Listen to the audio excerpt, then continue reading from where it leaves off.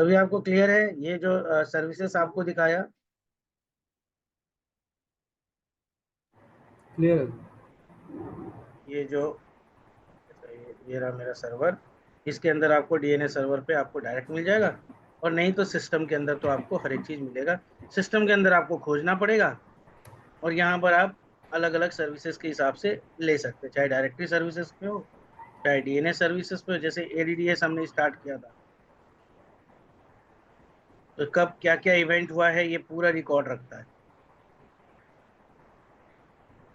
तो जैसे sir client का होगा जो, हाँ, क्लाइंट का भी इसी में ऐड होगा फिर?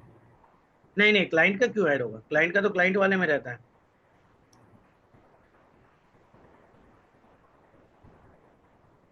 अगर क्लाइंट आपके डीएनएस सर्वर रिलेटेड अगर कोई जनरेट करेगा जो सर्वर नहीं प्रोवाइड कर पा रहा है, तो उसका करेगा।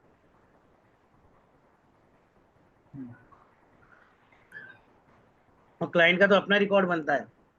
हाँ, अगर आपने कोई लॉग सर्वर बना रखा है स्पेशली जिसमें आपको सारे का चाहिए, तो आपको वही है कि उसके मेंबर में ऐड करके फिर वो उसके लॉग्स भी आप अपने उसमें अलाइन कर सकते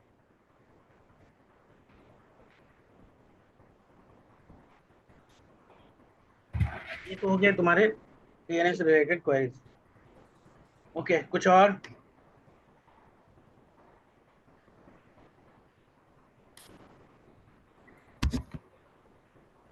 कोई और क्वेश्चन तो नहीं है?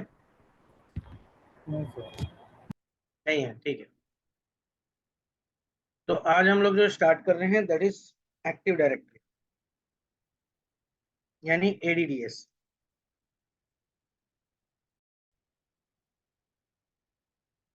तो ये है एक्टिव डायरेक्टरी का। आज हम पढ़ते हैं कि एक्टिव डायरेक्टरी क्या है और किस तरह से काम करता है और क्या चीजें होती है।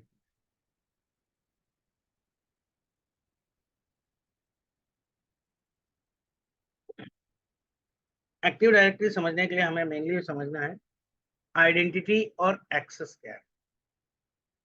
अब एक्टिव डायरेक्टरी एक्चुअली में करता क्या है, एक्टिव डायरेक्टरी एक्चुअली में है क्या?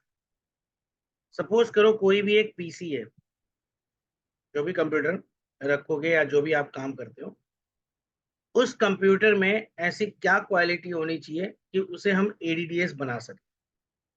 अब दूसरी चीज, किसी भी सर्वर में अगर कोई भी इंफॉर्मेशन अगर हम उस पर रखते हैं, तो इंफॉर्मेशन कैसे? एग्जांपल लेते हैं, यूजर्स रखते हैं या उसके ग्रुप्स हो गए या कंप्यूटर्स हो गए या किसी भी तरह का कोई भी प्रिंटर हो गया, स्कैनर हो गया। तो यहाँ पर हर एक चीज को आइदर ऑब्जेक्ट या आइडेंटिटी बोल, यानी एक एंटिटी बोल सकते हो, इसको बोल सकते हो एक ऑब्जेक्ट है। यानी यहाँ पर कोई भी चीज रहेगा कंप्यूटर में तो वो ऑब्जेक्ट के बिहाफ पे रहेगा, यानी उसे हम बोलते हैं कि ये ऑब्जेक्ट। अब ऑब्जेक्ट में क्या क्या, चाहे यूजर ऑब्जेक्ट हो, चाहे ग्रुप ऑब्जेक्ट हो, चाहे कंप्यूटर्स ऑब्जेक्ट हो। यूजर में बहुत सारे यूजर्स हो सकते हैं, ग्रुप में बहुत सारे ग्रुप बन सकते हैं, कंप्यूटर्स में बहुत सारे कंप्यूटर्स ऐड हो सकते हैं, चाहे वो मेंबर बन के ऐड हो, चाहे वो डोमेन कंट्रोलर बन के ऐड हो, या इससे ही रिलेटेड अदर आइडेंटिटी कुछ भी हो सकती है। तो एक आइडेंटिटी को आइडेंटिफाई करने के लिए यहाँ पे मेन चीजें हैं कि तीन चीजों का मेन बेस होता है कि किसी की भी आइडेंटिटी जो स्टोर करता है वो उसमें क्या क्या स्टोर करता है। सबसे पहला अगर हम बात करें उसमें से, तो यूजर का नाम, अगर यूजर रिलेटेड स्टोर, तो यूजर का पूरी इंफॉर्मेशन रखता है, यूजर के नाम। उसके अलावा बोलते हैं सिक्योरिटी आइडेंटिफायर, सिक्योरिटी आइडेंटिफायर यहाँ पे एसआईडी बोलते हैं। यानी जो भी यूजर आपके कंप्यूटर में बना होगा, हर एक को आइडेंटिफाई करने के लिए सर्वर बेस पे उसे एक आईडी दी जाती है, जिसे यहाँ पर सिक्योरिटी आइडेंटिफायर कहा जाता है, और साथ में रहता है पासवर्ड। अब इन्हीं को, यही सब पूरा डेटाबेस को स्टोर करने के लिए एक्टिव डायरेक्टरी बनाया गया।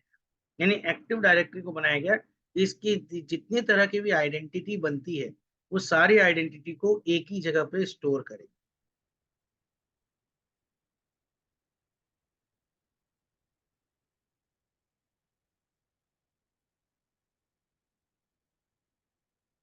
आ गया एक और चीज,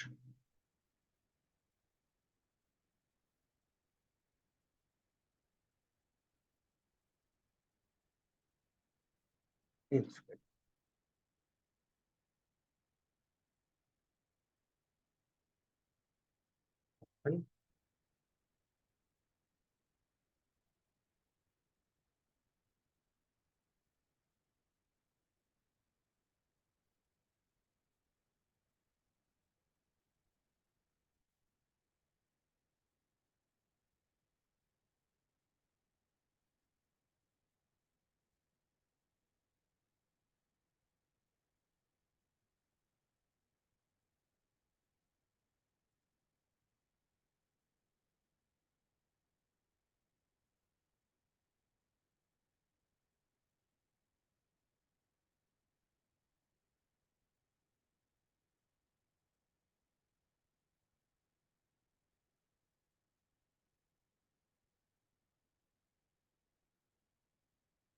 हमारी फाइल आ गई मेरी।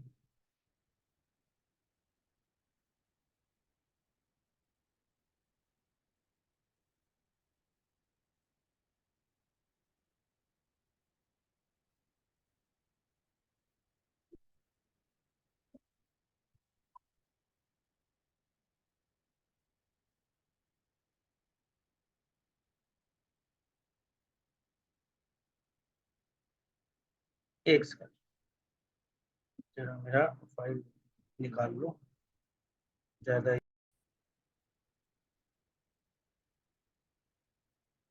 ठीक है, अब एडीडीएस को और समझते हैं पहले, थोड़े बढ़िया रहता। एडीडीएस क्या है? अगर बोल रहा था जैसे मैंने कि यूजर करता है, कंप्यूटर करता है, अदर रिसोर्सेस करता है, तो एडीडीएस के कुछ स्पेसिफिक फीचर्स है। तो सबसे पहला इसका फीचर है, ये सेंट्रलाइज डायरेक्टरी रखता है। सेंट्रलाइज डायरेक्टरी मतलब है एक लोकेशन से सारे पीसीस को मैनेज कर, इसका पहला काम है। दूसरा, सिंगल साइन ऑन एक्सेस होता है, यानी एक ही साइन इन से सभी जगह पर लोग एक्सेस कर सकते हैं किसी भी पीसी से। अगर मैं सिंपल ढंग से समझू तो मान लो, अगर किसी ने 4 पीसी रखा, एग्जांपल लेते हैं, और ये चारों पीसी इंडिविजुअल वर्क करता है, यानी सब जो काम करना चाहे वो इसी में कर सकता है। यानी ये एक यूजर अगर कोई काम करना चाहेगा तो वो इसी में अपना डेटा रखेगा, दूसरा यूजर इसमें अपना डेटा रखे, तीसरा इसमें, चौथा अपना अपना, यानी जो अपना काम कर रहे हैं सब अपना अपना। यहाँ पे क्या होता है, कोई मैनेजिंग नहीं होती। अगर कल को ये यूजर इस पीसी पर बैठना चाहे तो उसके लिए क्या करना पड़ेगा, ये यूजर को अपनी एक आईडी यहाँ पर बनानी पड़ेगी। एग्जांपल लेते हैं, यहाँ U1 की तो पहले से बनी हुई है क्योंकि ये U1 पहले से काम कर रहा है। लेकिन अगर ये इधर वाला U2 चाह रहा है कि मैं इस पे काम करूं, तो इसको क्या करना पड़ेगा, यहाँ पर एडमिन से बोल के बोलेगा भाई यहाँ पे U2 का एक आईडी बना दो। अब ये आईडी बनेगी, जब तक ये आईडी नहीं बनेगी तब तक U2 वाला इस पे बैठ नहीं सकता। यही किस्सा सभी के साथ हुआ। तो इन्होंने एक तरीका निकाला कि अल्टीमेटली सारे को अगर मुझे मैनेज करना हो एक ही जगह से, तो इन्होंने बोला कि एक काम करते, एक सर्वर लेते हैं, उसको हम बनाते हैं एज ए कंट्रोलर, जो सारा कंट्रोल करेगा, और इनको बनाते हैं एज ए मेंबर, जो इस कंट्रोलर की बात माने, यानी सारे को इस कंट्रोलर से पूछ कर ही काम करना। अब इससे फायदा यह है कि मान लो यहाँ पर अगर कोई यूजर 1 बनाता है और यहाँ यूजर 2 बना रहा है, ठीक है। अब यूजर 1 चाहे कि मैं इस पीसी पे बैठूं, तो वो चाहे तो इस पीसी से लॉगिन करे, चाहे इस पीसी से करे, चाहे जिस पीसी, उसको आईडी पासवर्ड को दोबारा बनाने की मुझे कहीं जरूरत नहीं पड़ेगी। मुझे बनाना कहाँ है, मुझे बनाना है कंट्रोलर पे। अब ये यूज अपने आप मैं किसी भी मेंबर से ये लॉगिन कर सकता। अब ये आइडेंटिफाई करने के लिए कि ये सारे एक ही ग्रुप के हैं, यानी कंट्रोलर और मेंबर मतलब इसी कंट्रोलर के ये सारे मेंबर हैं, इसको डिफाइन करने के लिए यहाँ पर एक नाम दिया जाता है, जिसे कहा जाता है डोमेन नेम। बगैर नाम दिए ये कौन किसका मेंबर है। तो ऐसे कंट्रोलर, मान लो एक और कंट्रोलर है, अब वो कंट्रोलर बोल रहा है कि मेरा मेंबर तो ये है, तो ये कैसे आइडेंटिफाई करेगा कि ये पीसी इसका मेंबर है या इधर वाले का मेंबर है। तो वो उसके लिए क्या होता है, एक डोमेन नेम दिया जाता है। अब वो डोमेन नेम के ऊपर डिफाइन होता है कि जो जो इस डोमेन नेम के, मान लो एग्जांपल लेते हैं, यहाँ पर एक डोमेन नेम दे देते हैं abc.com। तो जिस जिसमें abc.com आएगा, जिस भी स्पीसीज में डोमेन के नाम में, वो एक ही ग्रुप के कहना। ठीक है, अब एक ही ग्रुप में या तो वो कंट्रोलर होगा और या तो वो मेंबर होगा। अब कंट्रोलर कैसे फाइंड करते हैं, मेंबर कैसे फाइंड करते हैं, ये मैंने आपको बता रखा है। सिंपल तरीका कि नेट अकाउंट कमांड से भी आप बड़े इजीली जान सकते हैं कि कौन सा कंट्रोलर है और कौन सा कंट्रोलर और कौन सा तुम्हारा मेंबर है। अच्छा, तो अब यहाँ पर जैसे मैंने बोला कि एक ही जगह से सारे पीसीस को, जितने भी पीसी कनेक्टेड हैं, वो सारे पीसी को जो मैनेज कर रहा है, वो एक ही लोकेशन से मैनेज कर रहा है। मतलब एक सर्वर बना दिया कंट्रोलर, अब इसी कंट्रोलर से सबको मैनेज कर रहा है। इसीलिए इसे बोलते हैं सेंट्रलाइज डायरेक्टरी। एडीडीएस ये सेंट्रलाइज डायरेक्टरी का फीचर देता है। दूसरा, एडीडीएस क्या करता है, सिंगल साइन ऑन। मतलब अगर आपने यूजर यहाँ पे बनाया, तो आपको सबके लिए अलग अलग यूजर बनाने की जरूरत नहीं है, यही यूजर हर एक पीसी पे जाके लॉगिन कर सकता है, जिसे हम कहते हैं सिंगल साइन ऑन एक्सेस। ठीक है, इसके बाद तुम्हारी इंटीग्रेटेड सिक्योरिटी रहती है। अल्टीमेटली इसके अंदर तो ऑलरेडी सिक्योरिटीज रहती हैं, बट आप बहुत सारे फीचर्स को एनेबल डिसेबल करके सिक्योरिटी अप्लाई करवा सकते हैं। इसके लिए आपको हर एक पीसी पे जाने की जरूरत नहीं है, आप एक ही पीसी से सब कुछ कर सकते हैं। और वो कंट्रोलर होना चाहिए, कंट्रोलर से कुछ भी कर सकते हैं। Next, scalability. स्केलेबिलिटी मतलब होता है, एडीडीएस बता रहा है कि ये इतना स्केलेबल है कि आप जितने मर्जी मेंबर्स जब मर्जी ऐड कर लो, जब मर्जी रिमूव कर लो। और कॉमन मैनेजमेंट इंटरफेस, एक ही मैनेजमेंट का एक ही इंटरफेस मिलता है जहां से आप इजीली तरीके से मैनेज कर सकते। क्लियर। तो ये तो हो गई एडीडीएस की स्पेसिफिक फीचर्स। इन फीचर्स को लेकर एडीडीएस काम करता है।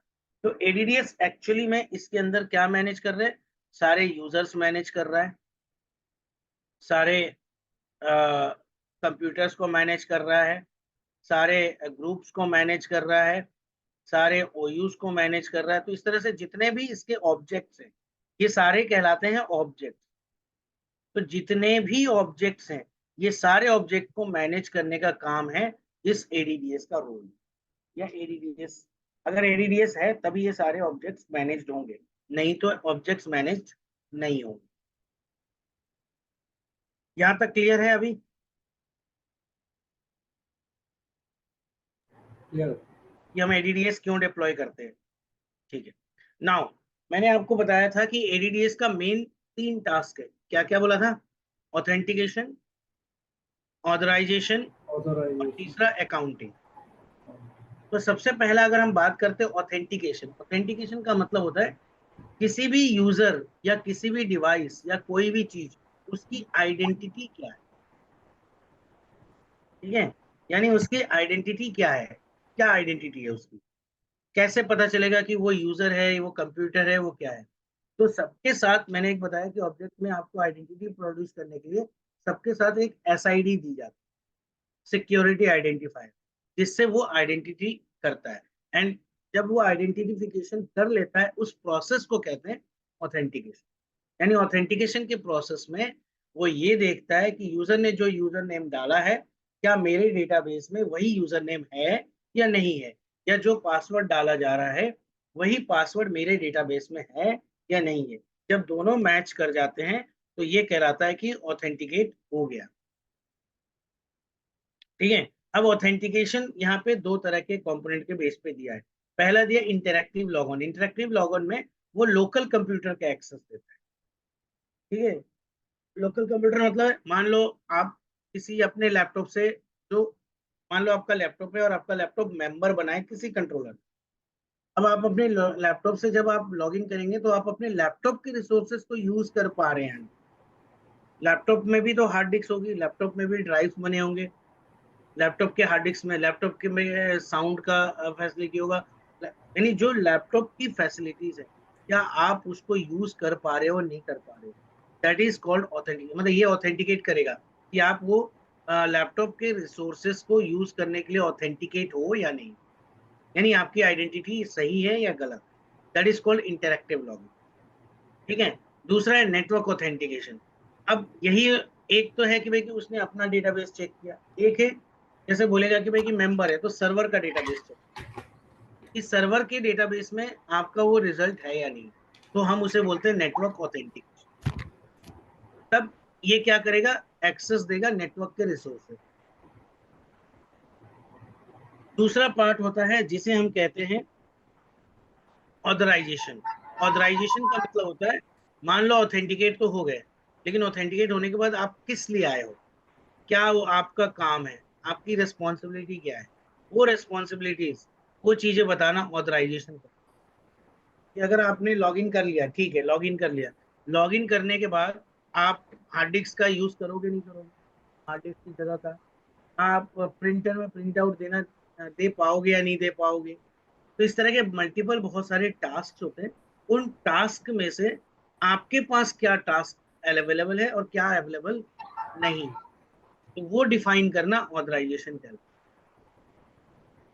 ठीक है, इसीलिए हर अकाउंट के साथ क्रिएट होती है एसआईडी।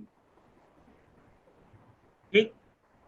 नाउ अब एडीडीएस जो है वो सेंट्रलाइज्ड है, मैनेज करता है, तो इसके लिए एक ही लोकेशन से उसको सारे टूल्स वगैरह मिल जाते हैं, और इसके सबसे बेस्ट टूल का नाम है सर्वर मैनेजर। किसी भी सर्वर में आपका सर्वर मैनेजर जो होता है, जहां से आप सारी चीजें मैनेज करते हो।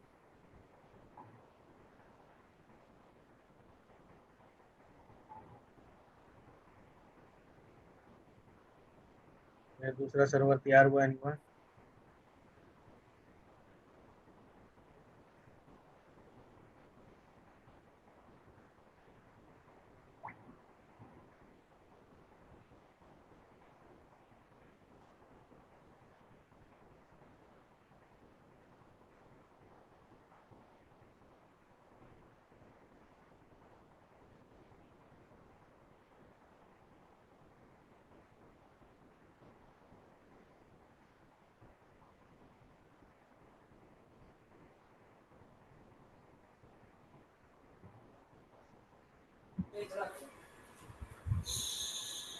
अब ये दूसरा सर्वर मेरा चल रहा है।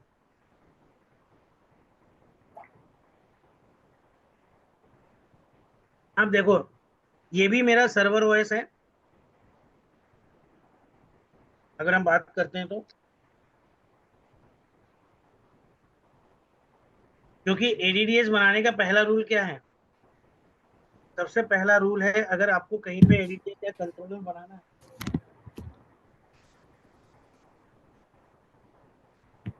ठीक है, तो सबसे पहला रूल है कि आपके पास एक एनओएस होना चाहिए।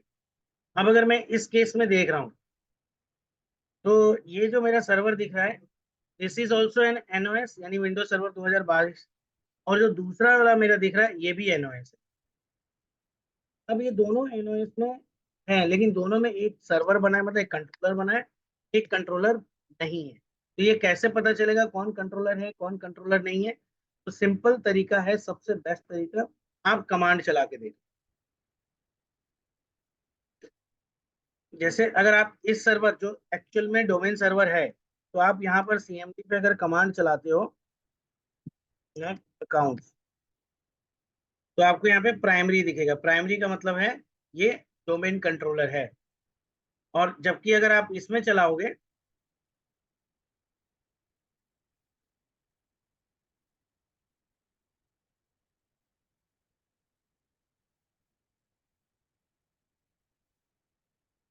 ठीक है मैं इसमें चला कर दिखाता हूँ।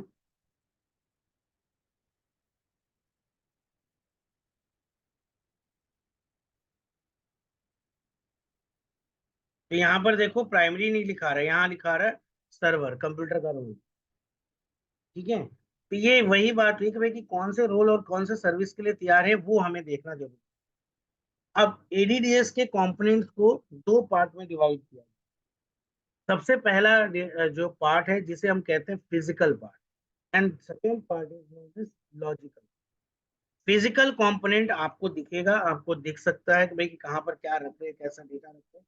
और लॉजिकल पार्ट ये आपको दिखता नहीं है, बट ये कंपोनेंट एक तरह का है जो वर्क करता है। जैसे अगर मैं सिंपल बोलूं, हार्डवेयर में अगर आप बोलोगे तो एक प्रिंटर तो नजर आता है कि चलो हाँ प्रिंटर सामने दिख रहा है या वहां से प्रिंट आउट निकल रहा है, लेकिन उसको ऑपरेट करने के लिए उसके ड्राइवर्स की जरूरत है। अगर आपके सिस्टम में वो ड्राइवर नहीं है तो वो कभी भी प्रिंट आउट नहीं आएगा। तो ये दोनों रोल मिलकर काम करते हैं। तो आपका प्रिंटर हो गया हार्डवेयर, लेकिन जो ड्राइवर हो गया वो हो गया लॉजिकल कंपोनेंट या सॉफ्टवेयर बोल सकते हैं। ठीक है, तो यहाँ पर भी एडीडीएस के दो पार्ट है कंपोनेंट से, मतलब इसके कंपोनेंट इसको मिलाकर बनाया गया है एडीडीएस। एडीडीएस के अंदर ये सारी चीजें आती हैं।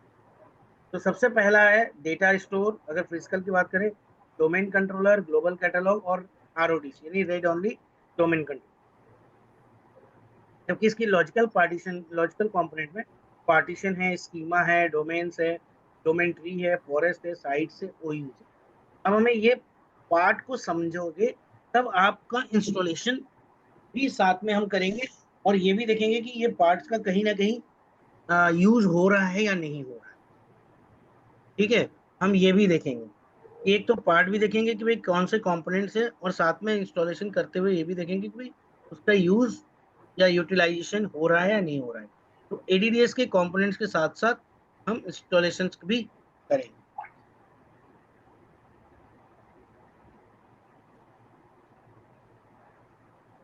तो वो देखते हैं कहाँ पर है।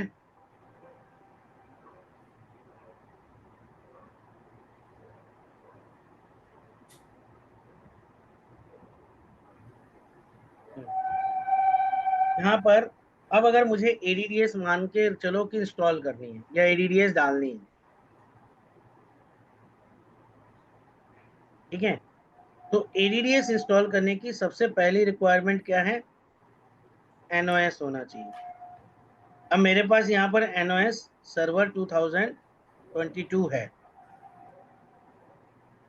जो मेरा एक एनओएस है जो मेरा काम कर रहा है। दूसरा मेरा क्या होना चाहिए? एनओएस हो गया तो एनओएस होने से काम नहीं होना चाहिए, मेरी हार्डवेयर रिक्वायरमेंट कंप्लीट होनी चाहिए। अब इसकी मिनिमम हार्डवेयर रिक्वायरमेंट्स क्या है वो हमें थोड़ा समझना चाहिए कि भाई अगर मेरे को मान लो एक ऑपरेटिंग सिस्टम में एडीडीएस के साथ चाहिए, तो एक मिनिमम हार्डवेयर रिक्वायरमेंट क्या होनी चाहिए। ठीक है, ये अगर थोड़ा समझ गए तो आपके लिए ज्यादा बेहतर हो जाएगा। तो मैंने शायद पहले लिखवाया था, याद है?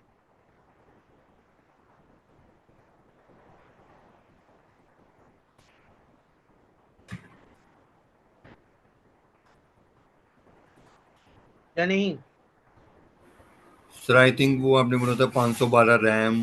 वेरी गुड, ये तो मिनिमम है। हाँ मिनिमम है। हाँ, मिनिमम में क्या बोला था? जैसे एक तो बोला था 1.4 गीगाहर्ट्ज का आपका प्रोसेसर हाँ होना हाँ चाहिए। हाँ हाँ हाँ हाँ।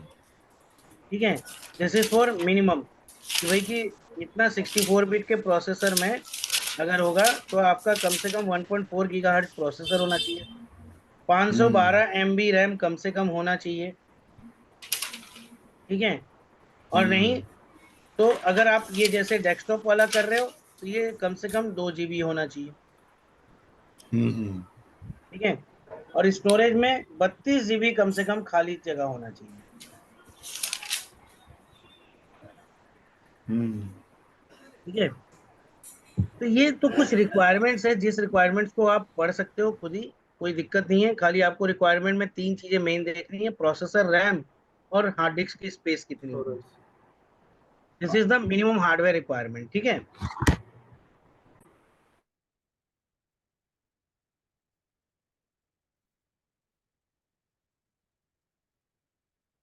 अगर कोई पूछता है रेकमेंडेड क्या है तो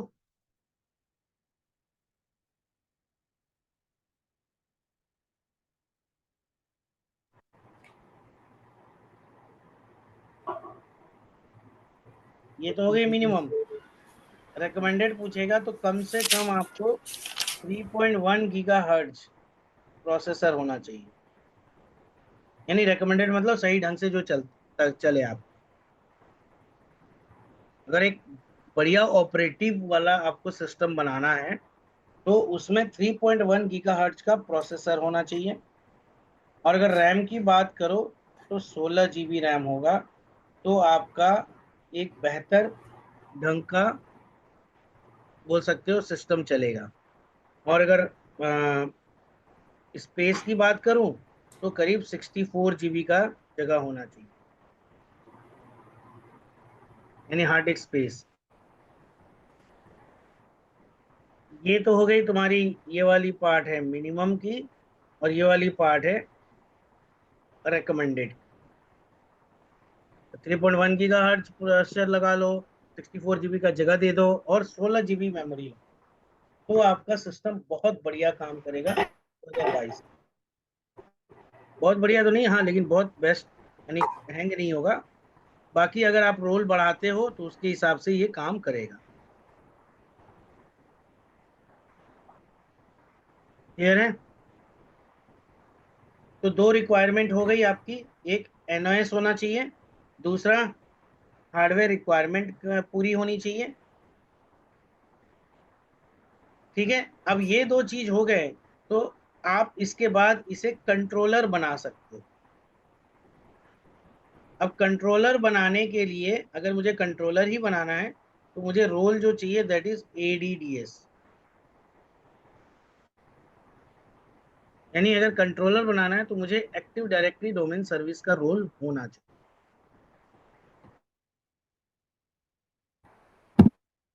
अब एक्टिव डायरेक्टरी सर्विस का रोल किधर से दी मिलेगा? तो अगर एक्टिव डायरेक्टरी सर्विसेज का रोल जाना है तो आप जाओगे सबसे पहले सर्वर मैनेजर।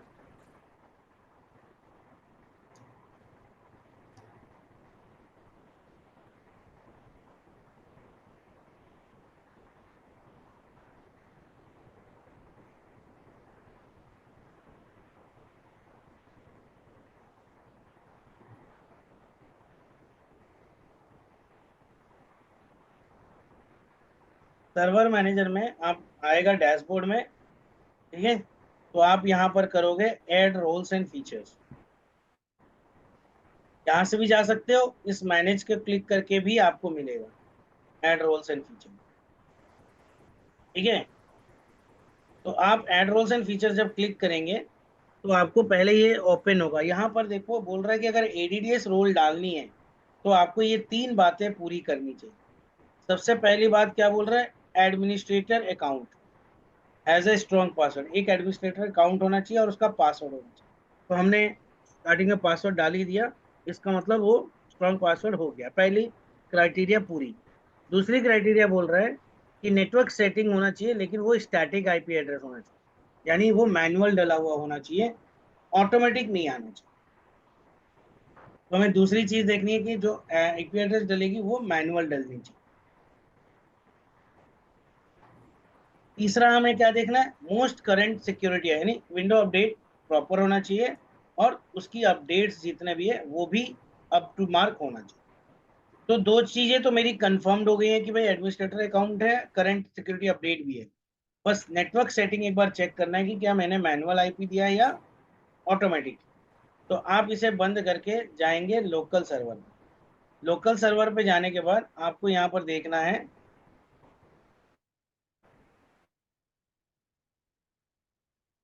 लॉगिन होने दो भी, पूरा इसका खुलने दो। हाँ, आ गया। यहाँ इथरनेट 0 पे IPv4 address assigned by DSC, मतलब ये मैनुअल नहीं है। तो आप इसे क्लिक करेंगे, नेटवर्क पे जाएंगे, राइट क्लिक करेंगे, प्रॉपर्टीज पे जाएंगे, IPv4 में जाएंगे और यूज द फॉलोइंग करके यहाँ एक आईपी आप डाल देंगे। एग्जाम्पल लेते हैं 192.168.10 पर नहीं डाल देता।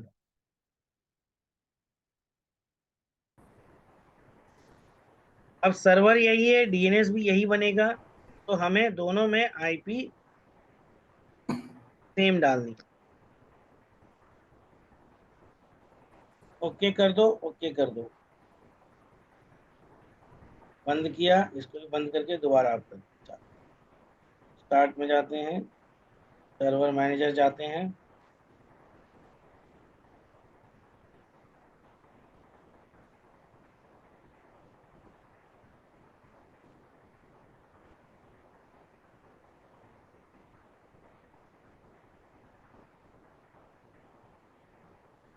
अब यहाँ पे जाते हैं लोकल सर्वर पे, नहीं यहाँ एड रोल पे जाते हैं, वापस एड रोल्स कर लेते हैं पहले। अच्छा, अपडेट हो जाएगा।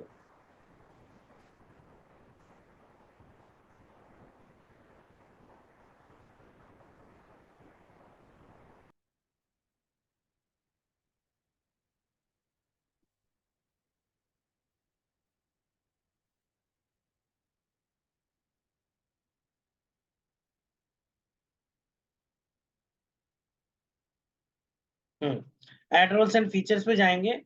इसके बाद देखो यहाँ पर स्टेप्स लिखे हुए आ रहे हैं। पहला है बिफोर यू बिगिन, बिगिन होने से पहले ये 3 चीजें हमने चेक कर ली, ओके है, तो हम करेंगे नेक्स्ट। नेक्स्ट करने के बाद ये पूछेगा इंस्टॉलेशन टाइप क्या है, इंस्टॉलेशन किस तरह का हो रहा है, तो रोल बेस्ड हो रहा है या रिमोट डेस्कटॉप सर्विस। तो जाहिर बात है हम जो कर रहे हैं अभी रोल उठा रहे हैं, तो हमें रोल बेस्ड पे जाना है। रोल बेस्ड पे जाने के बाद हम करेंगे नेक्स्ट। नेक्स्ट करने के बाद ये बोलेगा ये मेरा सर्वर है और यहाँ पे सर्वर की ये आईपी है, हम करते हैं नेक्स्ट।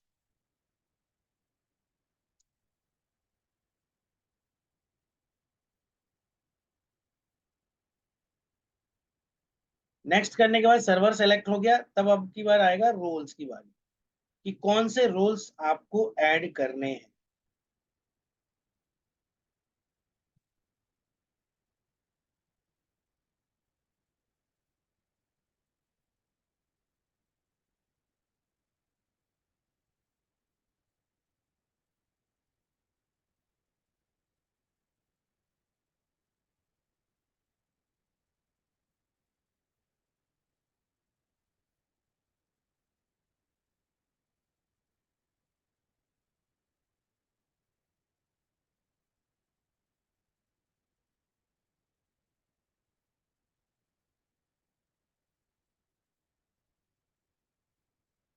ओके, जब तक ये नेक्स्ट हो रहा है तब तक हम लोग आगे बढ़ते हैं।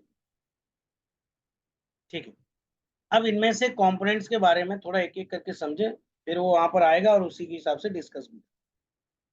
तो सबसे पहले अगर हम बात करते हैं, वो है, अगर लॉजिकल कंपोनेंट की बात करें तो वो है स्कीमा, या पहले हम फिजिकल की बात करें। तो फिजिकल में सबसे पहला अगर हमारा है वो है डेटा स्टोर।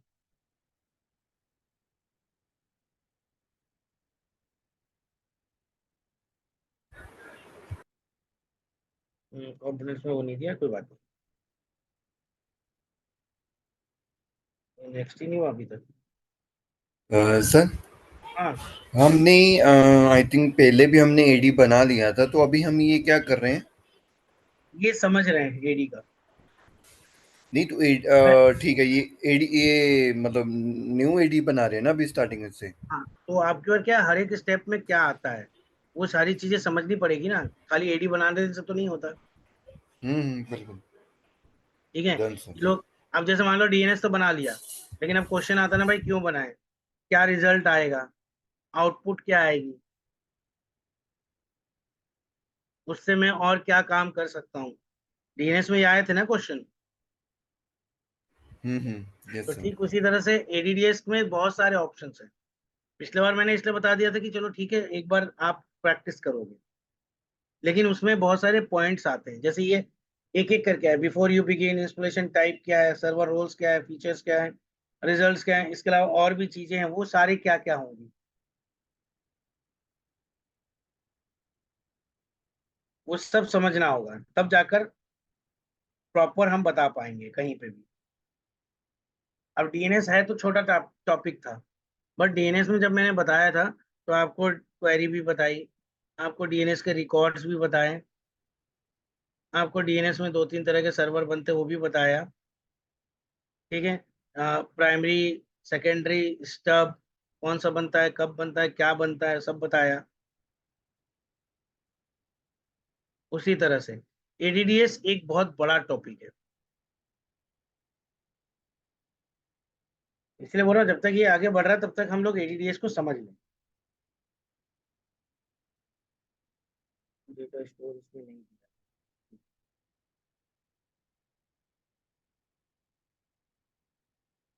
इधर लैब आ गया।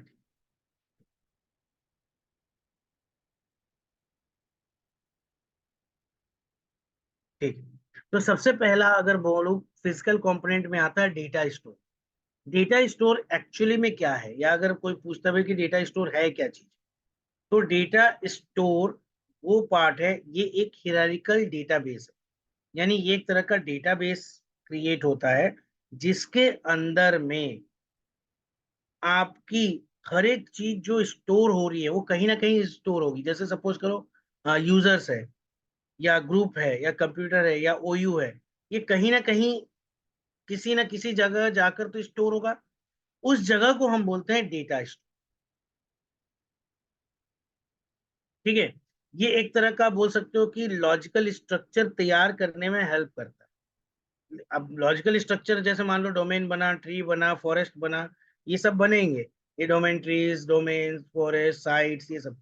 लेकिन इसका डेटाबेस कहीं तो बनेगा, इसकी डेटाबेस कहीं पर तो रहनी चाहिए। तो वो डेटाबेस जो रहेगा वो डेटा स्टोर कहलाता है। यानी एक फिजिकल कंपोनेंट, या हार्ड डिस्क भी हो सकती है कि हार्ड डिस्क में कहीं एक लोकेशन है जिस लोकेशन में इसका पूरा डेटाबेस स्टोर्ड है। ठीक है, ये होता है मेन डेटाबेस का काम, डेटा स्टोर का काम। कि डेटा स्टोर, अब जैसे आपके फोल्डर बनते हैं, जब आपने ये डाला था एडीडीएस, तो एडीडीएस डालते समय हमें एक फोल्डर बनाने का ऑप्शन आता है कि एनटीडीएस फोल्डर बनती है और सिसवोल फोल्डर बनते हैं। तो इनमें होता क्या है, एक तरह का डेटाबेस स्टोर ही तो है। तो पहला डेटा स्टोर समझ। दूसरा डोमेन कंट्रोलर। अब मैं बताता हूँ कि कंट्रोलर क्या है। मतलब जिस पीसी को, यानी कोई भी कंप्यूटर को, अगर हम उसे ऑथराइज करते हैं कि वो बाकी जितने पीसीज हैं उनको मैनेज करे एक ही लोकेशन से, तो वो कहलाता है कंट्रोलर। कि कंट्रोलर कंट्रोल कर रहा है। अब वो किसको कंट्रोल करेगा, उसके एक ग्रुप नेम होगी, उस ग्रुप नेम को हम डोमेन बोलते हैं। तो अब डोमेन और कंट्रोलर अगर एक साथ बोलूं तो उसे कहेंगे हम डोमेन कंट्रोलर। तो डोमेन कंट्रोलर इन शॉर्ट बोला जाता है डीसी, जिसका काम होता है, ठीक है, ये एक तरह का सर्वर है जो बाकी चीजों को मैनेज करने के लिए यूज किया जाता है। That is the domain controller. तो अगर बोलोगे डोमेन कंट्रोलर क्या है, एक सर्वर है जिसके अंदर एडीडीएस नाम का रोल है। ठीक है, डोमेन कंट्रोलर करता क्या है, host A copy of the ADDS directory store, directory store का एक कॉपी रखता है। ऑथेंटिकेशन ऑथराइजेशन सर्विसेज रखती है। ठीक है, रेप्लिकेट करता है कोई भी डोमेन कंट्रोलर को फॉरेस्ट और डोमेन्स के बीच में। तो ये इसका मेन काम है। तीसरा पार्ट होता है ग्लोबल कैटलॉग सर्वर। अब जैसे अगर आप रेस्टोरेंट वगैरह में जाते हो, क्या हो रहा है भैया,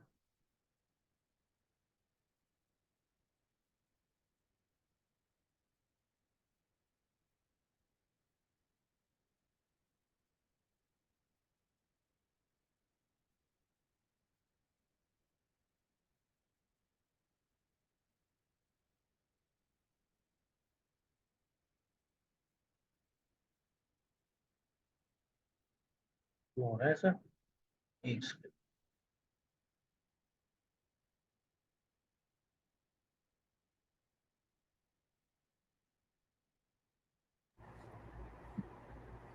सर्वर को एक जरा बार बंद सर इसका आईपी चेक करना, हम्म आईपी एक बार चेक करना निकाल के।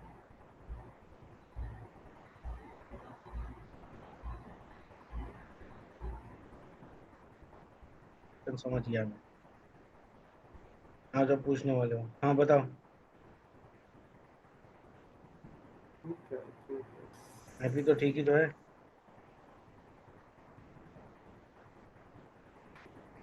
आगे जाना चाहिए। क्या होना चाहिए? आगे चलना चाहिए रोल इसका। हाँ, वो कुछ और चीजें भी हो सकती है, एक बार रीस्टार्ट कर लेते हैं, समझ में आ जाए। कभी कभी कॉन्फ़िगरेशन पूरी नहीं होती तो प्रॉब्लम करता है, तो रीस्टार्ट कर लेना चाहिए अभी फिलहाल।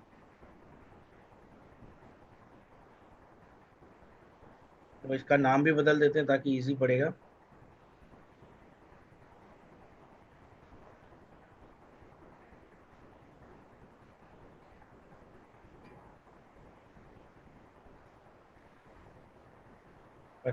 प्ले में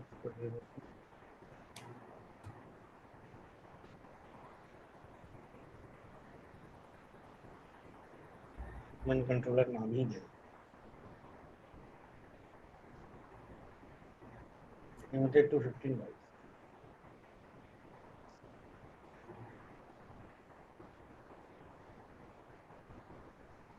भाई हो गया, एक बार चालू होने दो तब फिर देखते हैं। तो डेटा स्टोर और डोमेन कंट्रोलर, दो चीज क्लियर हुई। अब तीसरा है ग्लोबल कैटलॉग सर्वर।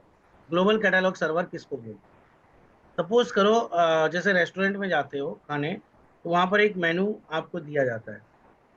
उस मेनू को क्या बोलते हैं पता है? उसको बोलते हैं कैटलॉग भी बोलते हैं। या कभी अगर घर में पेंट कराना हो तो पेंटिंग वाले क्या दिखाते हैं, एक पूरा अ, जिसके अंदर में डिफरेंट तरह के कलर्स वाले शेडिंग्स वगैरह होते हैं। तो वो जो पूरा बुकलेट की तरह दिखाते हैं, that is known as catalog. अब उसमें होता क्या है कि different different design, different different चीजें होती हैं।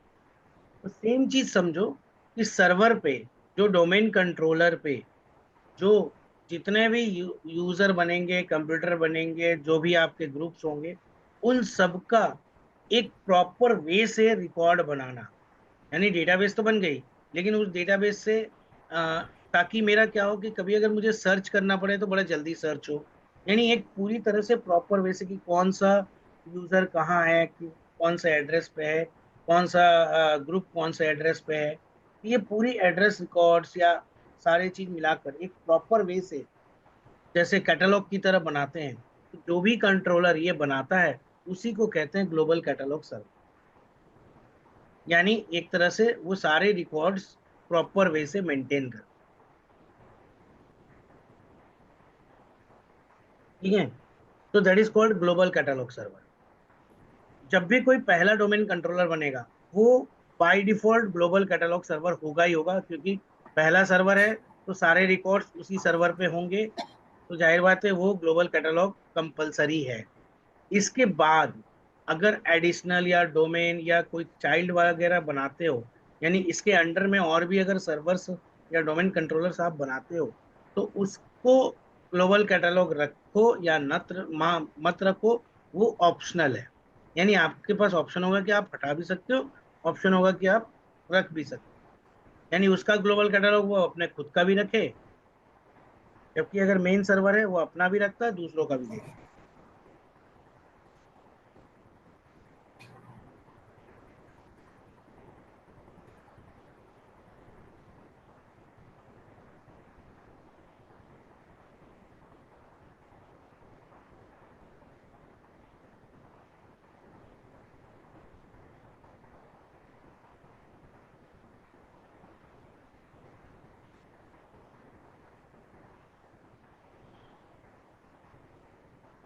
ठीक है।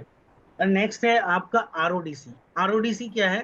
Read only domain controller. मतलब ये एक ऐसा डोमेन कंट्रोलर है जिसपे रीड की परमिशन होती है, इसके अलावा कोई परमिशन नहीं होती। मतलब आप उसमें कुछ लिख नहीं सकते, आप उसमें कोई अपडेट्स नहीं हो सकता। वो अपडेट तभी होगा जब मेन डोमेन कंट्रोलर बोलेगा।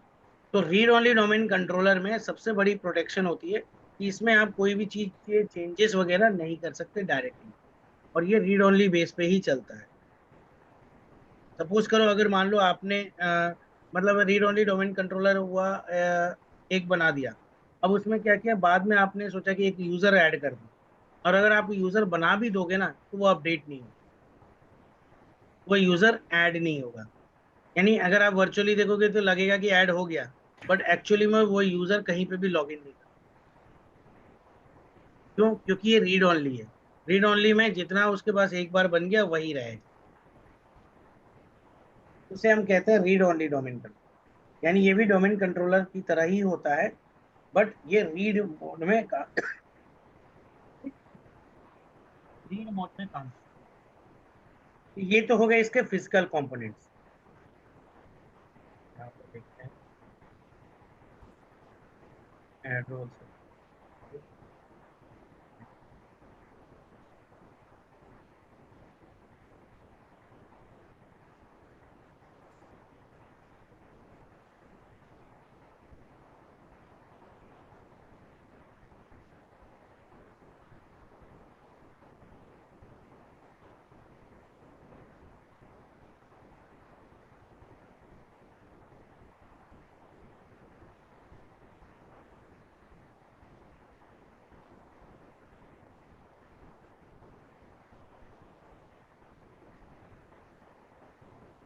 क्या हो रहा है इसमें, बड़ा बगा रहेगा।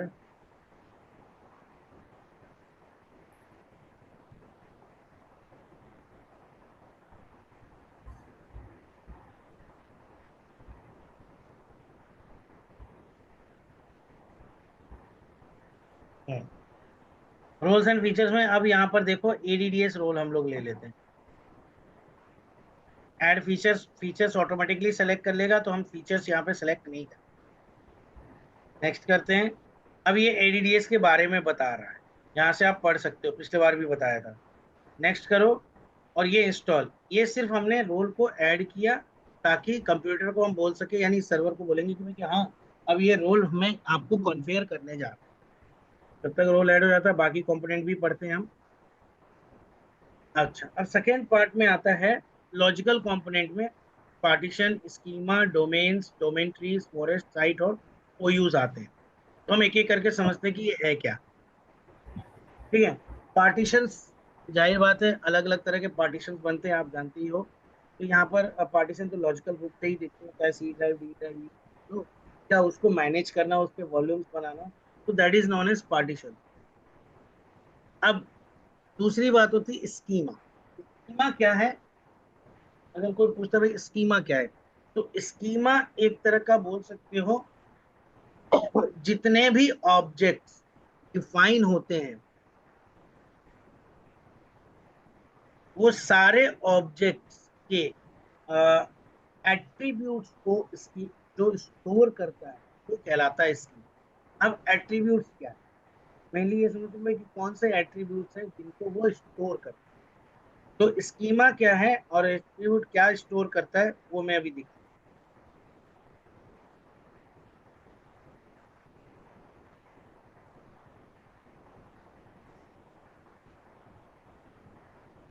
चल ही रहा है।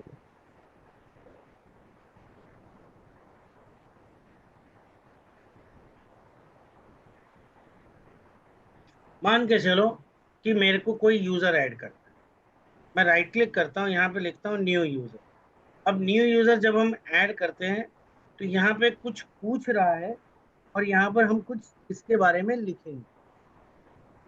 ठीक है। तो अब जैसे ये पूछ क्या रहा है, यूजर नेम, तो ये यूजर नेम जो लिखा हुआ आ रहा है ना, ये भी एक तरह का एट्रीब्यूट। ये फुल नेम, ये भी एट्रीब्यूट। डिस्क्रिप्शन, ये भी एट्रीब्यूट।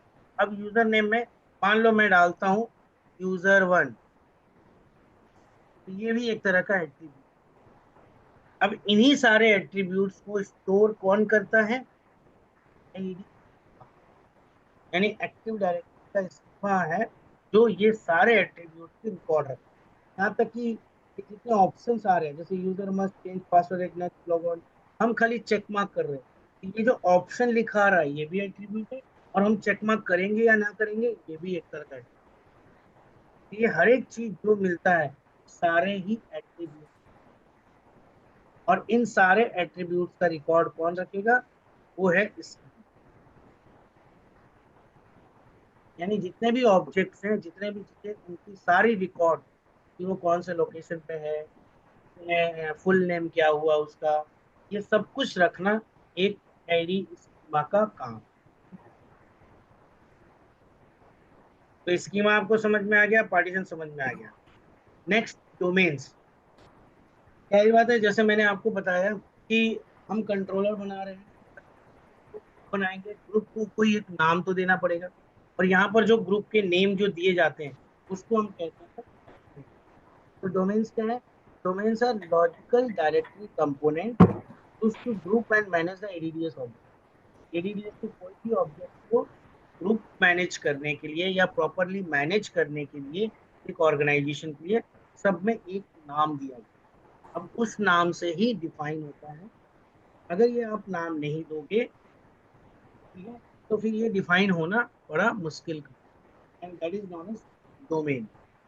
जैसे यहाँ पर एग्जांपल दिया woodgroupbank.com, ये एक डोमेन का नाम है। hcl.com डोमेन का नाम है। facebook.com डोमेन का नाम है।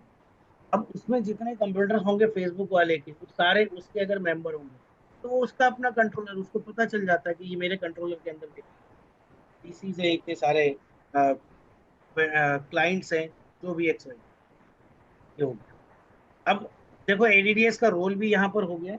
एडीडीएस रोल को आगे कॉन्फ़िगर करते हैं। कॉन्फ़िगर करने के लिए हम क्या कहते हैं? मोर पे जाएंगे। मोर पे जाने के बाद यहाँ पर जाते हैं promote this server to a domain controller. इस पे क्लिक करोगे तो अब यहाँ पर देखो ऑप्शन आ। अब यहाँ पर आपको तीन ऑप्शन। पहली बात, सेलेक्ट द डिप्लॉयमेंट कॉन्फ़िगरेशन या डिप्लॉयमेंट ऑपरेशन। तो डिप्लॉयमेंट ऑपरेशंस में आपको यहाँ पर अगर बात करें तो तीन ऑप्शन। पहला ऑप्शन बोला था add a domain controller to an existing domain. दूसरा बोला था add a new domain to an existing domain.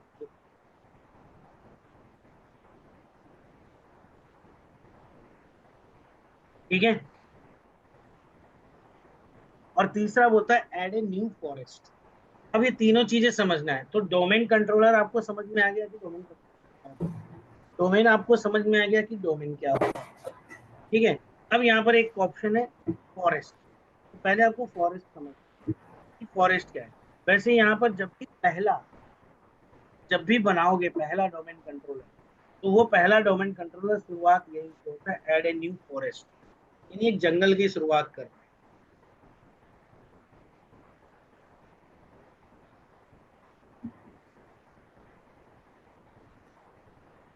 ठीक है।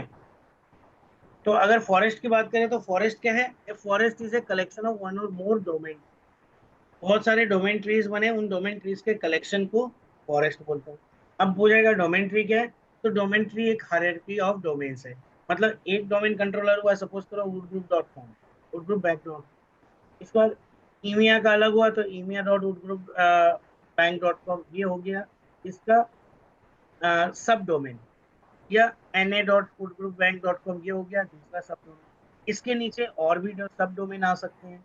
इसके नीचे एक और सब डोमेन बन गया, जो हो सकता है नाम दे दो east.emia.woodgroup.bank.com। इसी तरह से इसका एक और सब ग्रुप बन सकता है। ये जो सब ग्रुप बन रहा है ना, ये पूरा बोलते हैं, इसको बोलते हैं domain tree. It's a hierarchy of domains. मतलब जितने डोमेन उसकी हायरार्की स्ट्रक्चर बनती जाती है, इसे हम कहते हैं डोमेन ट्री। अब ऐसे डोमेन ट्री जब पूरा बन जाएगा तो इसको हम बोलेंगे फॉरेस्ट, यानी ये हो गया एक तरह का जंगल। तो अब ये कैसे तैयार होता है? यहाँ पर यही चीज़ है कि आपको सबसे पहले क्या ऑप्शन लेनी है? Add a new forest. Forest लेने के बाद अब आपको एक डोमेन नेम देना पड़ेगा, ताकि इसके थ्रू आप कंट्रोलर और इसके अंदर में जितने मेंबर वो जोड़ सकते। तो सपोज करो रूट डोमेन हम दे देते हैं। हम देते हैं एग्जांपल लेते हैं।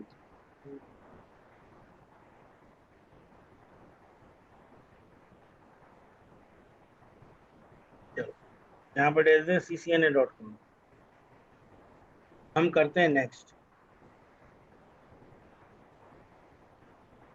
अब ये सर्च करेगा कि ccna.com कहीं है या नहीं। अब मैंने आपको एक चीज और बोला था कि जो पहला डोमेन कंट्रोल उसमें ग्लोबल कैटलॉग का होना मस्ट है। तो यहाँ पर देखो ग्लोबल कैटलॉग को आप चेकमार्क हटा नहीं सकते। यानी यहाँ जो चेकमार्क एक बार लग गया वो फिक्स रहेगा। हाँ, डीएनएस सर्वर का हटा दो, लेकिन अगर डीएनएस सर्वर हटाते हो तो जो आपका डोमेन नेम है वो proper work, domain name work करता है, DNS सर्वर। यहाँ पे डीएनएस सर्वर सिर्फ उतना इंस्टॉल होगा जितना एक एडी को जरूरत है, ठीक है। और आरओडीसी तब बनते हैं जब कोई पहला प्राइमरी बना होगा तब। तो यहाँ पे तो पहला प्राइमरी बना नहीं है, तो ये भी ऑप्शन आपको एनेबल नहीं मिलेगा, ठीक है। अब यहाँ पर आता है पासवर्ड। पासवर्ड आप डालो, पासवर्ड या कंफर्म पासवर्ड आप डाल सकते हो। ये पासवर्ड आप नया भी डाल सकते हो और जो पहले डाल रखे हो वो भी यूज। ये पासवर्ड रिकवरी के लिए होता है कि कभी अगर मेरा एडीडीएस की वजह से, तो एक चांस होता है कि हम रिकवरी मोड में चालू करके इसको ठीक कर सकते। लेकिन रिकवरी मोड का पासवर्ड आपको याद रखना पड़ेगा। तो जैसे हम रखते हैं यहाँ पे कुछ भी हम पासवर्ड रख दिए,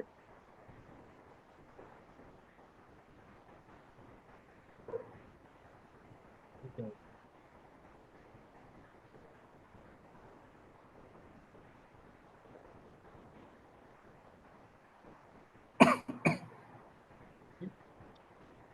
तो क्या गड़बड़ हो रहा है आपको, मैंने नेक्स्ट करते हैं। ये डीएनएस का डेलीगेशन है, तो इसको कुछ नहीं करना है, इसको हमेशा नेक्स्ट करने के बाद इसका net BIOS name. Net BIOS name जब डोमेन डाल देते हैं तो डोमेन का मिडिल वाला नेम जो होता है that is net BIOS name. यानी ccna.com डाला है, ccna जो हो गया that is your net BIOS name. तो देखो नेट बायोस नेम ccna अपने आप आ गया। इसको नेक्स्ट करोगे, फिर ये चेक करेगा कि क्या इस नाम का कहीं और पे नेटवर्क में है या नहीं। अब यहाँ पर जो देखो ये फोल्डर बन रहे हैं, क्या बन रहे हैं, ये हो गया मेनली एडीडीएस का डेटाबेस फोल्डर। अब ये डेटाबेस फोल्डर कहाँ स्टोर होता है, वो जो डेटा स्टोर की बात, तो ये एनटीडीएस और सिसबोल ये दो नाम का फोल्डर स्पेसिफिकली बनता है। नेक्स्ट करोगे, नेक्स्ट करने के बाद आपको ये सारे ऑप्शंस की समरी मिलेगी। वो सर लॉग्स जो आया ये किस चीज के लॉग्स होगा ये? जितने भी एनटीडीएस होता है न्यू टेक्नोलॉजी डायरेक्टरी सर्विस, आपने एडीडीएस का इंस्टॉलेशन किया, तो अब इसको एडीडीएस का क्या काम करना है, कितने ऑब्जेक्ट्स हैं, ऑब्जेक्ट से रिलेटेड का यूजर हो, कंप्यूटर्स हो, ये आपके ग्रुप्स हो, ओयू हो, ठीक है, जितने भी चीजें हैं सबकी इंफॉर्मेशन कहीं ना कहीं तो बनेगी।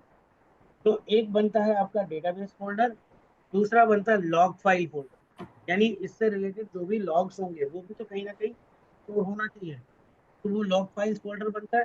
और तीसरा बनता है सिस्टम की वॉल्यूम इंफॉर्मेशन। सिस्टम वॉल्यूम में कितने सारे वो हैं, वो सारे इंफॉर्मेशन डालने के लिए पहले बाय डिफॉल्ट एक ये भी आपको एक फोल्डर बनाकर देता है।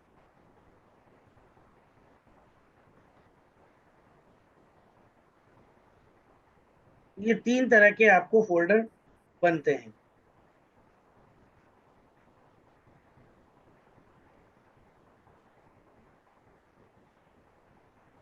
ठीक है। देखो सिसबोल फोल्डर का अगर मान लो मेन यूज अगर कोई पूछता है कि मेन यूज क्या है, तो सिसबोल फोल्डर का सबसे ज्यादा इंपॉर्टेंट रोल है कि जो आपका ग्रुप पॉलिसी के ऑब्जेक्ट्स होते हैं या किसी तरह का लॉगिन स्क्रिप्ट वगैरह अगर आप रखते हो, तो उसको रेप्लिकेट करना दूसरे सर्वर्स में भी, यानी अगर इसमें सब सर्वर भी है उनके साथ भी ये पूरा रेप्लिकेशन का वगैरह का काम देखता है। कोई परमिशंस, बैकअप रिकवरी या इस तरह के अगर कोई भी वर्क है तो उसको स्टोर, उससे रिलेटेड इंफॉर्मेशन को स्टोर करना और उससे रिलेटेड इंफॉर्मेशन को रेप्लिकेट करना, ये इसका मेन, दैट इज सिसबोल फोल्डर। तो अब जब नेक्स्ट करोगे तो इसके पास पूरी चीजें लिखी जाएगी।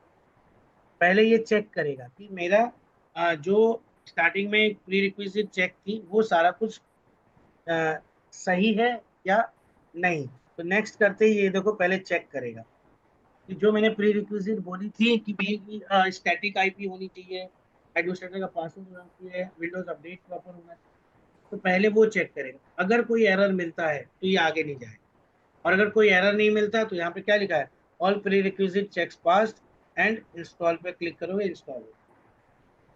अब ये क्या होगा, रीस्टार्ट होने के बाद ये मेरा एक डोमेन कंट्रोलर तैयार। अब ये डोमेन कंट्रोलर के थ्रू हम यूजर मैनेजमेंट का भी काम कर सकते हैं, ग्रुप मैनेजमेंट का भी काम कर सकते हैं, ग्रुप पॉलिसी वगैरह अगर हमें लगानी है उसके रिलेटेड भी हम काम कर सकते हैं। ठीक है, आपके कंप्यूटर्स को मैनेज करने का भी काम कर सकते हैं, यानी कि इससे रिलेटेड हर एक चीज करना है। तो ऑथेंटिकेशन, ऑथराइजेशन वगैरह सब कुछ काम ये आपको करके दे।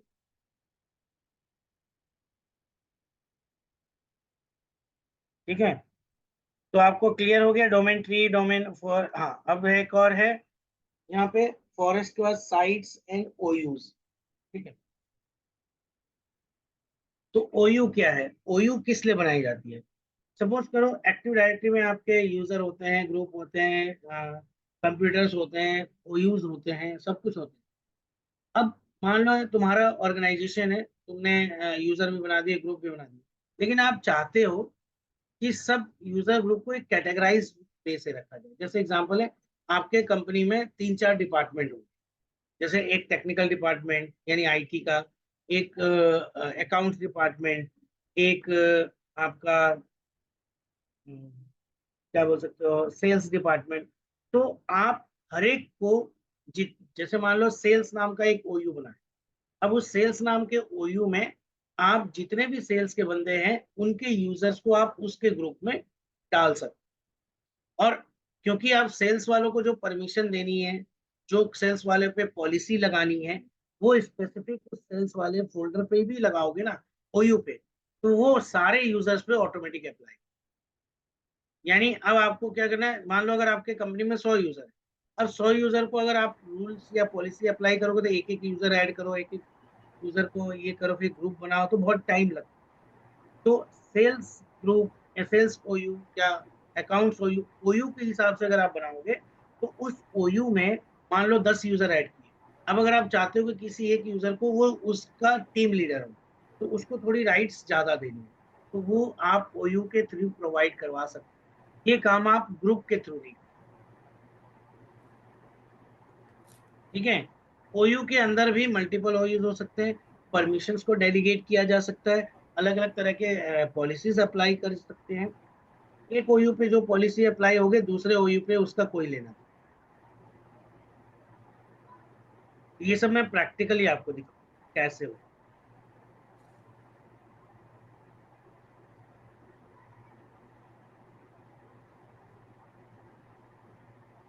ये स्टार्ट हो रहा है, ये होने दो। तो अभी एडीडीएस में आपको ये सारे पार्ट समझ में आ गए, physical component and logical component. Sites क्या होती है, साइट्स जो बच गए, साइट्स का मतलब होता है लोकेशन। ठीक है, अब मान लो जैसे हमारे एक ही कंपनी के एक मुंबई साइट है, एक दिल्ली का साइट है, एक नोएडा हो गया, एक अमृतसर हो गया। तो ये आप साइट्स डिवाइड कर सकते हो, यानी अलग अलग लोकेशंस को आप एक ही जगह से साइट डिफाइन करके हम मैनेज कर सकते हैं। इसके लिए जो फंक्शन आती है उसे हम बोलते हैं active directory sites and service. इसके बारे में थोड़ा डिटेल में हम आगे जाएंगे। तो फिलहाल एडीडीएस के कंपोनेंट्स के बारे में जो आपको बताया, उसमें अगर किसी को कुछ पूछना है तो पूछ सकते हैं। जब प्रैक्टिकली है तो प्रैक्टिकली मैंने आपको दिखा दिया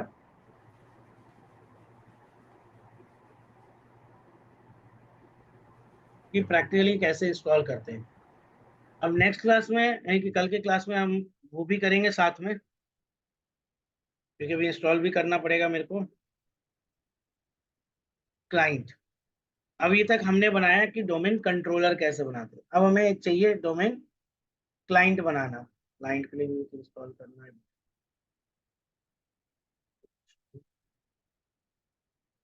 नेक्स्ट कैसे बनाते हैं वर्चुअल मशीन, ये भी आप देख सकते हो। इसमें डालते हैं,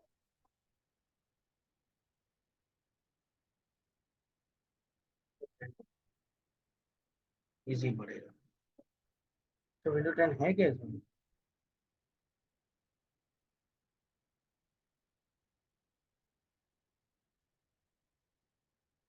देखो अगर विंडो 10 चल जाए तो हो जाएगा हमारा।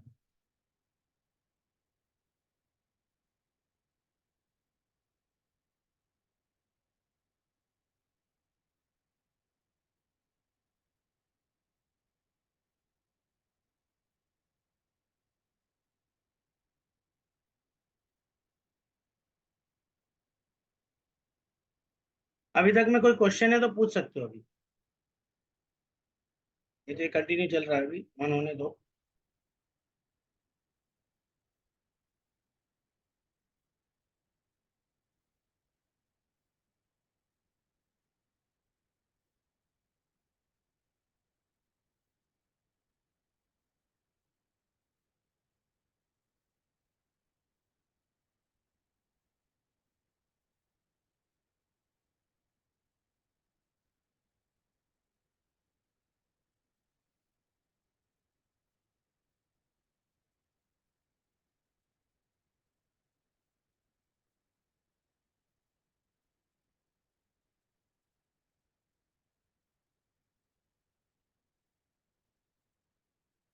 ये तो स्टार्ट हो गया,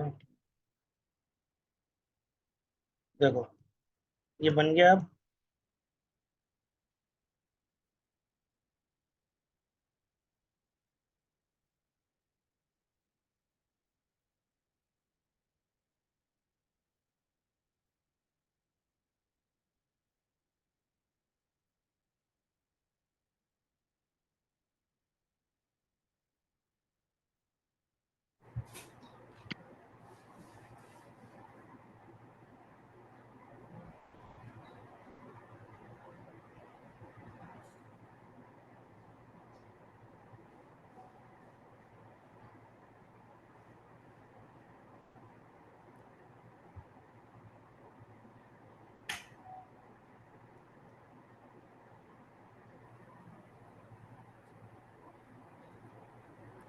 ये पीकेएस वाला है सर?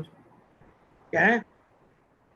ओके, ये पीकेएस वाला सर्वर है, सर्वर नहीं है ये डोमेन। ये विंडो 10 है। सर्वर कहाँ से दिख रहा है?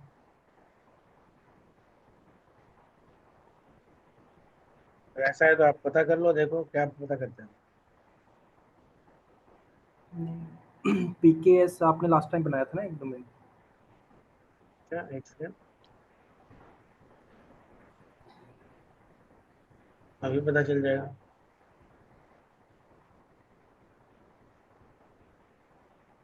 ये क्या है? सर मैं वो नहीं कह रहा, मैं ये कह रहा आपने लास्ट टाइम एक pks.com का कब बनाया था ना, ये जब नहीं, स्टूडेंट डॉट स्टार्टिंग कॉम पे? बनाया था, वो सर्वर बंद रखा है अभी मैंने, स्टूडेंट डॉट कॉम बनाया था। इस बार सीसीएनए डॉट कॉम बनाया हूँ। डोमेन कंट्रोलर नाम है, ये अभी वर्क ग्रुप आ जाएगा, इसमें बदल जाएगा। ठीक है, अब मैं जाता हूँ, टूल्स में जाऊंगा। टूल्स में जाने के बाद यहाँ पर एक ऑप्शन आएगा, active directory users and computer. आप इसमें जाकर इसको मैनेज करके देख सकते हैं।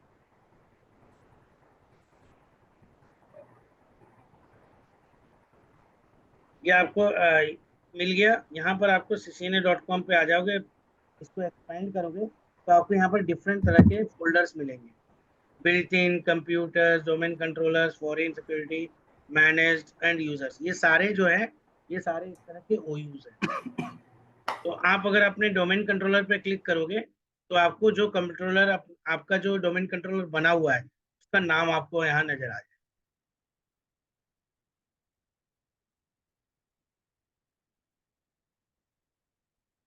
ठीक है, ये रहा इसका डोमेन कंट्रोलर का नेम, इसका ऑपरेटिंग सिस्टम कौन सा है, मेंबर ऑफ क्या है, सारे इंफॉर्मेशन हम यहीं से बैठे बैठे देख सकते हैं। अब अगर यहाँ कंप्यूटर्स पे जब आप क्लिक करते हो तो ये यहाँ पर अगर कोई नाम हो, तो वो समझ जाओ वो इस कंप्यूटर का यानी इस कंट्रोलर का मेंबर है। तो इसके पास कोई भी लिस्ट अगर है तो वो यहाँ से मिल जाएगी। अब मेंबर कैसे बनाएंगे? मेंबर बनाने के लिए आप क्लाइंट पे जाओगे, क्लाइंट पे जाने के बाद आप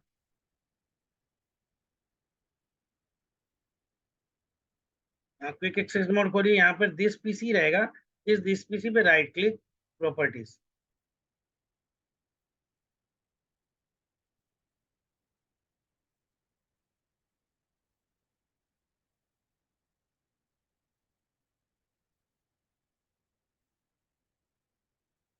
अब दिस पीसी के प्रॉपर्टीज पे जब जाओगे तो यहाँ पर आपको मिलेगा, नीचे आओगे तो रीनेम दिस पीसी एडवांस्ड, आप इस पे जाएंगे।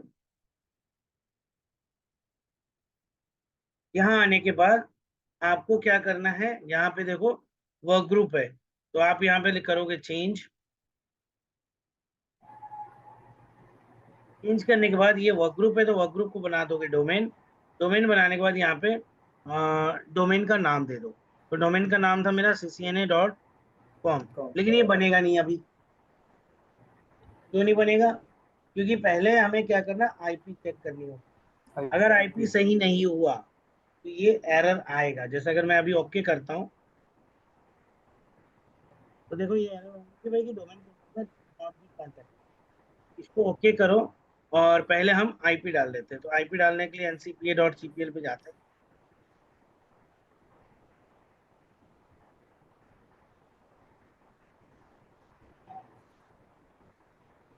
उसी रेंज का आईपी डालोगे जिस रेंज का आपने वो कनेक्ट किया था। तो प्रॉपर्टीज पे जाओ,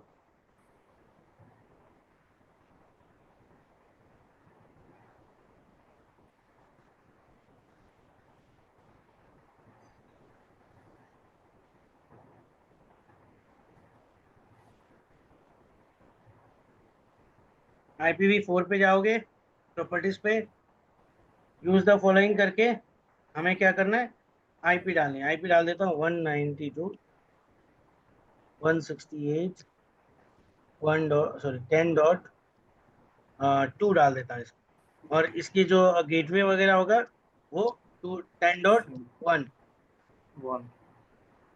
क्यों? क्योंकि सर्वर का डालना है। ये डीएनएस सर्वर। हाँ, ओके कर दो।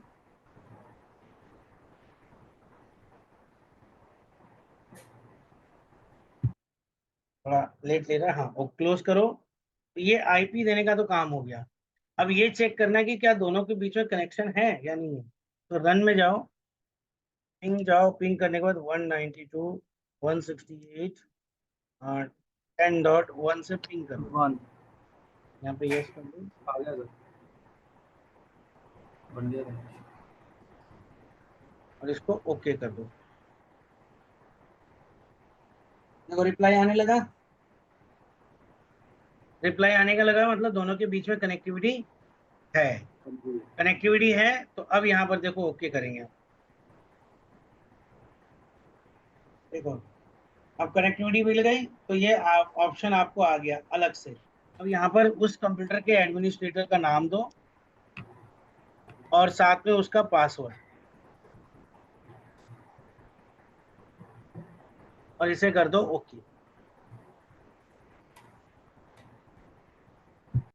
ओके करते यहाँ पर आ गया welcome to the ccna.com domain. Okay करो। इस कंप्यूटर का नाम क्या है? नाम है मेरा डेस्कटॉप MB00CLSS समथिंग। क्लोज करो, इसको रिस्टार्ट कर लेते हैं एक बार। और तब तक मैं जाके चेक करूंगा सर्वर में। सर्वर में कहाँ पर चेक करूंगा? मैं जाऊंगा सर्वर में, वही टूल्स वाले में, active directory users and computers. अब यहाँ देखो कंप्यूटर्स में एक नाम आ गया, अभी तक तो कोई नाम नहीं आ रहा था। कंप्यूटर्स में एक नाम आ गया। ये कंप्यूटर्स में क्यों आया? क्योंकि ये हमारा मेंबर है, डोमेन का मेंबर। तो जैसे ही ऐड करोगे लिस्ट अपने आप बना लेगा।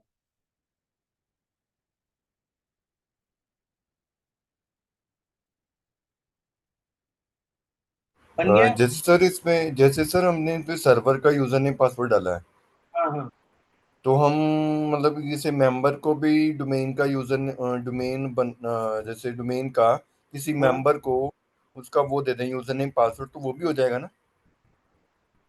मतलब क्या बोल रहे हो, फिर तो बोलो। मतलब जैसे अभी आपने डोमेन में डालने के लिए सर्वर का यूजर नेम पासवर्ड डाला, हाँ डाल दिया, हाँ। ठीक है। जैसे मैं चाहता हूँ कि मैं हमेशा उसका पासवर्ड ना डालूं सर्वर का, मतलब एक मेंबर का, एक यूजर को, हाँ, एक आप एक यूजर काम को कर सारा सकते हो, उसको। उसके लिए यूजर बनाओ। उस यूजर को डेलीगेट कर दो कि जिसको भी अगर आपको डोमेन में ऐड करवाना है उसको आप अपना हाँ, यूजर नेम पासवर्ड दे सकते हो। Yes yes yes. तो वो तो डेलीगेट करने का काम बाद में है, अभी तो इसलिए दिखा रहा हूँ क्योंकि भी डायरेक्ट डिफॉल्ट एक ही यूजर है, वो है एडमिनिस्ट्रेटर।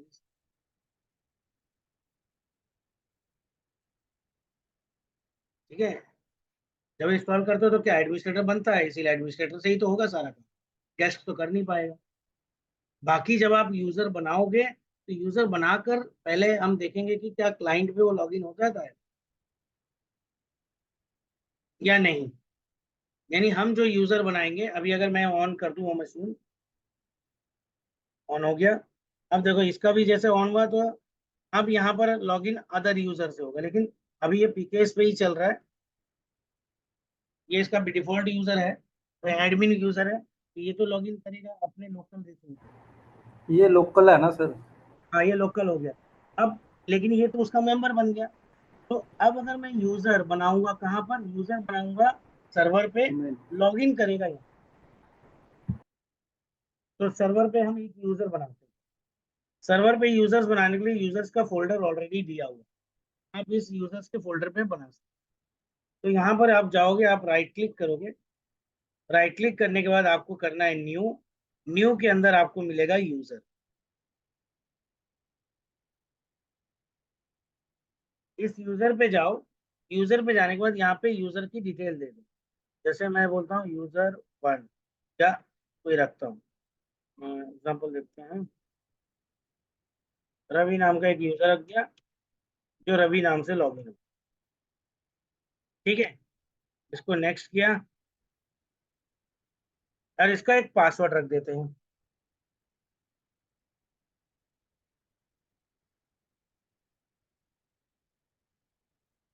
अब यहाँ पर ऑप्शन है यूजर मस्ट चेंज पासवर्ड, नहीं, यूजर को परमिशन नहीं देंगे, हम लिखेंगे user can not change password. और पासवर्ड की कोई एक्सपायरी डेट अगर रखनी है तो ठीक, नहीं रखनी है तो ये चेक मार्क कर दो, पासवर्ड कभी एक्सपायर नहीं हो। उसको नेक्स्ट, फिनिश। तो देखो यहाँ पर बन गया यूजर रवि नाम का। अब ये यूजर बनाया है हमने सर्वर पे, अब मैं चाहता हूँ ये क्लाइंट पे लॉगिन। तो क्लाइंट पे लॉगिन होने के लिए पहले इसको हमें लॉग आउट करना पड़ेगा।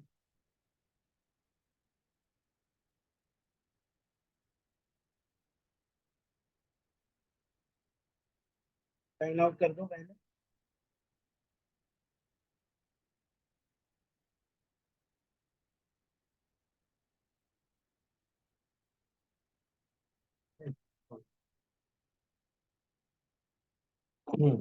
अब यहाँ पर लॉगिन कैसे करेगा, लॉगिन करेगा अदर यूजर करके।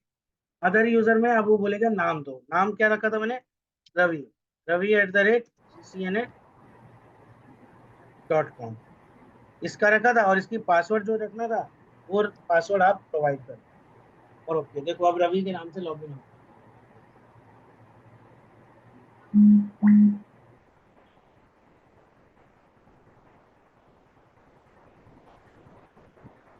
गया लॉगिन। यहाँ पर जो लॉगिन हो रहा है वो रवि के नाम से हो रहा है, नहीं रवि यूजर बनाया तो मैंने सर्वर पे, लेकिन लॉगिन हो रहा है मेरे क्लाइंट।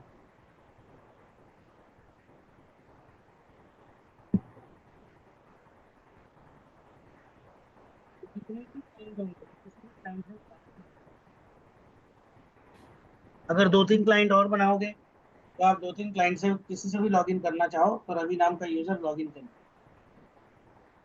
यहाँ पे फिक्स नहीं है कि वो उसी पीसी से लॉगिन करेगा या उसी उससे नहीं।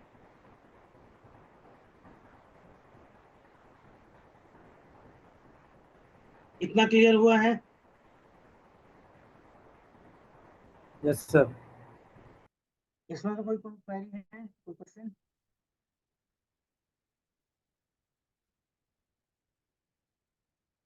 नहीं है। ठीक है, तो लास्ट एक और चीज कर लेता हूँ। अब जैसे एक छोटी सी पॉलिसी लगाकर हम देख लेते हैं। अब मैं रवि यूजर को बोलता हूँ कि ये यूजर पे राइट क्लिक करोगे, प्रॉपर्टीज करोगे, तो प्रॉपर्टीज पे जाओगे तो यहाँ पर आपको मिलेगा अकाउंट। अकाउंट में आपको यहाँ पर ऑप्शंस मिल जाएंगे। यहाँ बहुत सारे ऑप्शंस है, अगर आपने यहाँ पे अकाउंट को डिसेबल कर दिया तो अकाउंट कभी, मतलब रवि यूजर कभी लॉगिन नहीं कर पाएगा किसी भी पीसी।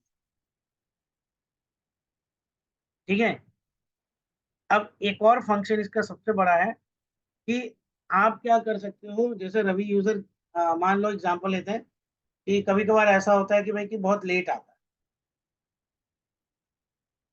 ठीक है, यानी रवि यूजर जो आया है वो बहुत लेट आता है। अब लेट आता है तो अब आ, आपको पता नहीं चल रहा कि वो लेट कब आ रहा है और कब आपने बोला मिलने के लिए तो मिलने मिलने भी नहीं है। वो जल्दी जल्दी अपना काम करता है और भाग जाता है, लेट आता है, जो आता है जल्दी भाग जाता है, जो भी। तो एडमिन क्या करेगा, एडमिन उसके ऊपर रेस्ट्रिक्शन लगा देगा, उसको लगा देगा भाई तुम इतने घंटे पे ही काम कर सकते हो, इतने घंटे पे काम नहीं कर सकते। तो उसके लिए वो लगाएगा लॉग ऑन आवर्स। ठीक है, लॉग ऑन आवर्स करने के बाद वो क्या बोलेगा, लॉग ऑन आवर्स पे जाने के बाद वो बोलेगा, जैसे अगर अभी दिन क्या हो रहा है या डे क्या हो रहा है, कैलेंडर देखते हैं इसका। ये 27, ठीक है, सैटरडे दिख रहा है, लेकिन बज रहा है 9:16। ठीक है, 27 यानी सैटरडे, ठीक। तो यहाँ पर भी ये क्या करेगा, 9:16 AM दिख रहा है ना, हाँ। यहाँ पर सुबह के 9 से 10, फिर 8 से 10 हो गया, हाँ। 9 से 10, 9 से 11 हो गया, चलो 9 से 11 का ये क्या बोल रहा है, लॉग ऑन डिनाइड कर दे। यानी इसने बोला कि 9 से 11 बजे अगर कोई यूजर 9 बजे से लेट आता है तो 11 बजे तक वो लॉग इन नहीं करता। और इसे हम करते हैं ओके। ओके करने के बाद हमने कर दिया अप्लाई। अब हम क्लाइंट पे जाते हैं, वैसे लॉगिन हो गया क्योंकि ये तो पहली बार था। हम इसको एक काम करते हैं, फिर से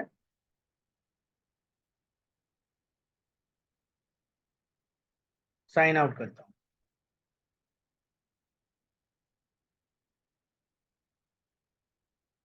साइन आउट मैंने बाहर कर दिया वापस। अब दोबारा लॉगिन करके देखिए। और अगर आपने ये पॉलिसी लगा दी कि भैया ऐसा है, तो यहाँ पर एक कमांड चल जाती है जिससे कि ये अपडेट हो जाए। उस कमांड को बोलते हैं जीपी अपडेट। जीपी अपडेट चलाओगे तो जो भी पॉलिसी, जो भी चेंजेस आपने किए वो सारा एक्टिवेट, ये हो गया सक्सेसफुली एक्टिवेट। अब आप जाओ क्लाइंट पे। अब क्लाइंट को यहाँ पे लॉग इन कर दो, रवि नाम का। यहाँ पर क्या लिखा रहा है, your account has time restriction that prevent you from signing. अब साइनिंग इन नहीं होगा तो ये, अब साइन इन करवानी है तो एडमिन के पास जाएगा ही जाएगा।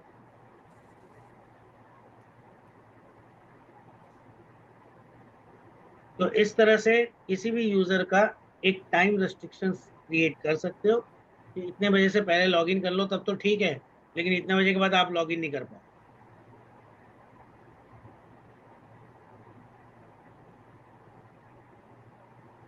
क्लियर, समझ में आया ये? जी सर, वो टैब कौन सा था, अकाउंट अथॉरिटी? ये इस पे जाओगे, राइट क्लिक करोगे, प्रॉपर्टीज पे जाओगे, अकाउंट टैब पे जाओगे, अकाउंट टैब में आएगा लॉग ऑन आवर्स। इस लॉग ऑन आवर्स में आपने ये सेट,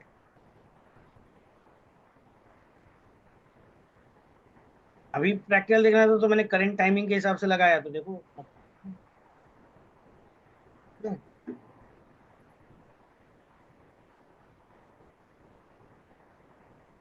तो अब देखो पॉलिसी कहाँ लग रही है, सर्वर पे। अप्लाई कहाँ हो रहा है, क्लाइंट। तो समझ में आ गया अब इतना?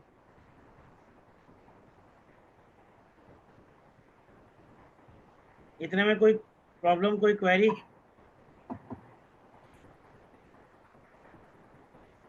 No sir.